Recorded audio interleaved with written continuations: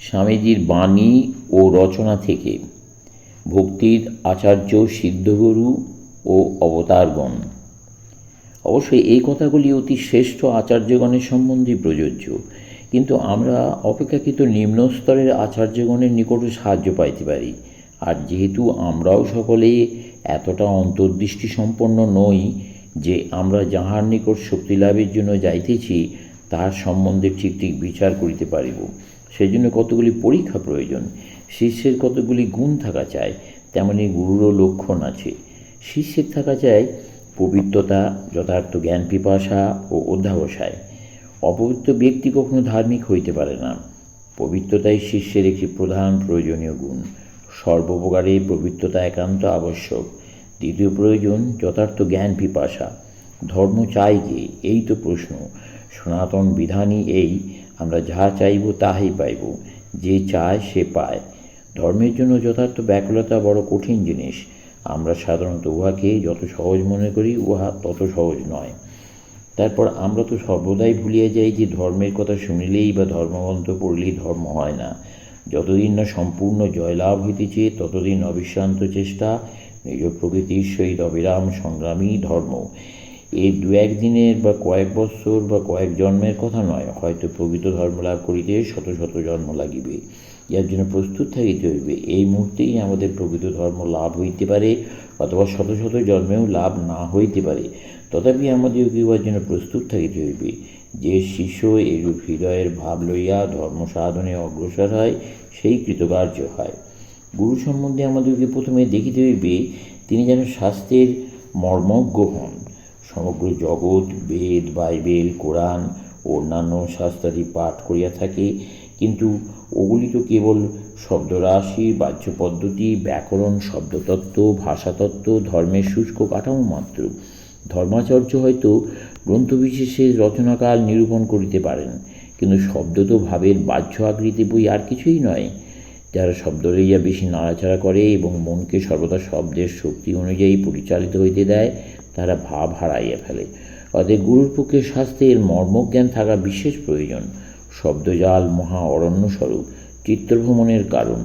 মন এই শব্দজালের মধ্যে দিগ্ভ্রান্ত হইয়া বাহিরে যাইবার পথ দেখিতে পায় না। বিভিন্ন প্রকারের শব্দ যোজনার কৌশল, সুন্দর ভাষা, কথা বলিবার বিভিন্ন উপায়, শাস্ত্রের ব্যাখ্যা করিবার নানা উপায়, এ শুধু পণ্ডিতদের ভোগের জন্য, তাহাতে কখনো মুক্তিলাভ হয় না। তারা কেবল নিজেদের পাণ্ডিত্য দেখাইবার জন্য উৎসুক, যাহাতে সকলে তাহাদেরকে খুব পণ্ডিত বলিয়া প্রশংসা করে। আপনারা দেখিবেন জগতের কোনো শ্রেষ্ঠ আচার্যই এইরূপ শাস্ত্রের শ্লোকের বিবিধ ব্যাখ্যার চেষ্টা করেন নাই। তারা শাস্ত্রের বিকৃত অর্থ করিবার চেষ্টা করেন নাই। তারা বলেন নাই এই শব্দের এই অর্থ, আর এই শব্দ ও ওই শব্দের ওইরূপ সম্বন্ধ ইত্যাদি। আমরা জগতের শ্রেষ্ঠ আচার্যগণের জীবন ও বাণী পাঠ করুন, দেখিবেন তাদের মধ্যে কেহই ওইরূপ করেন নাই। তথাপি তাঁহারাই যথার্থ শিক্ষা দিয়াছেন। আর যাহাদের কিছুই শেখাবার নেই, তার একটি শব্দ লইয়া সেই শব্দের কোথা হইতে উৎপত্তি, কোন ব্যক্তি উহা প্রথম ব্যবহার করিয়াছিল, সে কি খাইত, কীরূপে ঘুমাইত, এই সম্বন্ধে 3 খণ্ড এক গ্রন্থ লিখিলেন। আমার গুরুদেব একটি গল্প বলিতেন। কয়েকজন লোক এক আম বাগানে গিয়াছিল। তাদের মধ্যে বেশিরভাগই গণিতে লাগিল কটা আম গাছ, কোন গাছে কত আম, এক একটা ডালে কত পাতা, পাতার কী রং, ডালগুলি কত বড়, কত শাখা প্রশাখা ইত্যাদি। এইসব লিখা লইয়া নানা রকম আশ্চর্য আলোচনা করিতে লাগিল। আর একজন, সেই বেশি বুদ্ধিমান, বাগানের মালিকের সঙ্গে আলাপ করিয়া আম পাড়িয়া খাইতে লাগিল।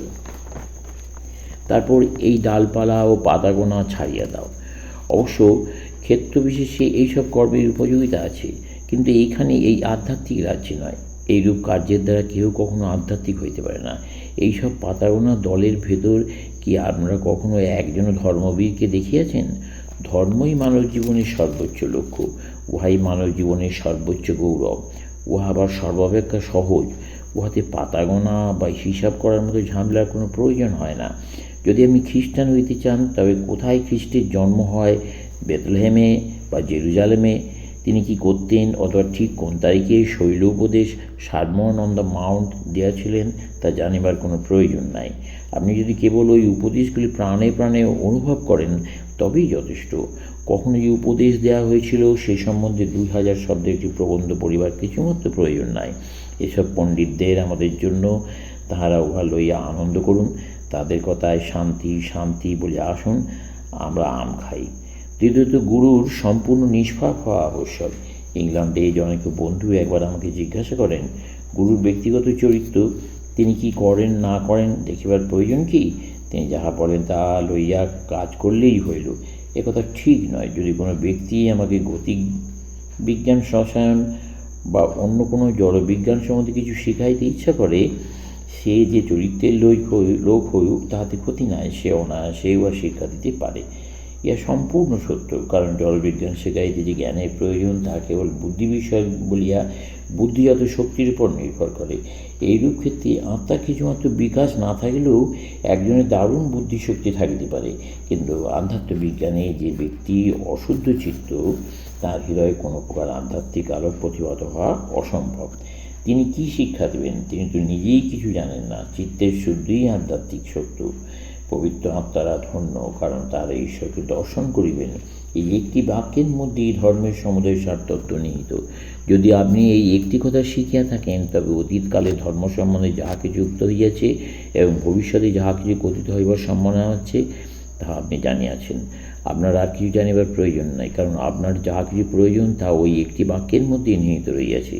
সমুদয় শাস্ত্র নষ্ট হইয়া গেলেও ওই একটিমাত্র বাক্যই সমগ্র জগৎকে উদ্ধার করিতে সমর্থ। যতক্ষণ না জীবাত্মার শুদ্ধ স্বভাব হইতেছে, ততক্ষণ ঈশ্বর দর্শন বা সেই সর্বাতীত তত্ত্বের চকিত দর্শন অসম্ভব।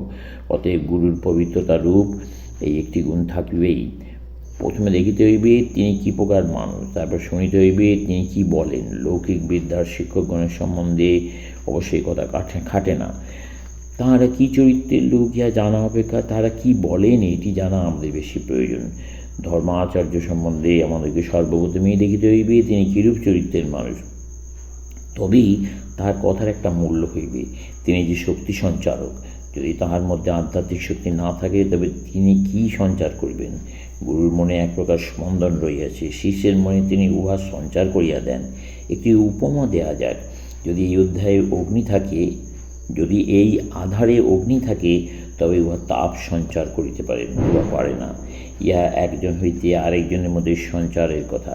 কেবল আমাদের বুদ্ধিবৃত্তিকে উত্তেজিত করা নয়, গুরুর নিকট হইতে একটা প্রত্যক্ষ কিছু শিষ্যের মধ্যে প্রবেশ করে। উহা প্রথমে বীজ রূপে আসিয়া বৃহৎ বৃক্ষ আকারে ক্রমশ বর্ধিত হইতে থাকে। অতএব গুরু নিষ্পাপ ও অকপট হওয়া আবশ্যক। ক্রমশ